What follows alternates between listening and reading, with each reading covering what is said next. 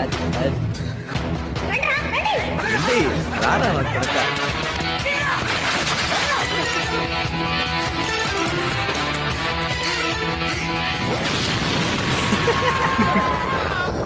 నాన్నా మామూలుగా ఉండదు. Fastest century by an Indian in IPL history. Crazy అసలు. రికార్డ్ బ్రేక్ చేసిండు. ఒక్క ఓవర్లో 34 కొట్టిండ్రా పోయి. బౌలర్ జన్నత్ కి జన్నత్ చూపించిండు. అదే కదా. వైభవ్ సూర్యవంశి 14 ఏళ్ళకి హిస్టరీ క్రియేట్ చేస్తుంటే మా ప్రణీత్ గాడు క్రోమ్ లో డిలీట్ హిస్టరీ చేస్తుంది.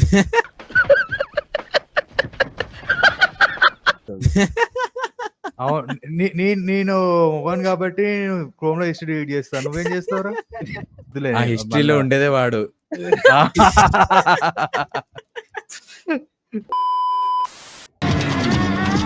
రేస్ లో వెళ్తున్నట్టు ఎందుకండి అంత స్పీడ్? కాస్త మెల్లగా వెళ్ళండి.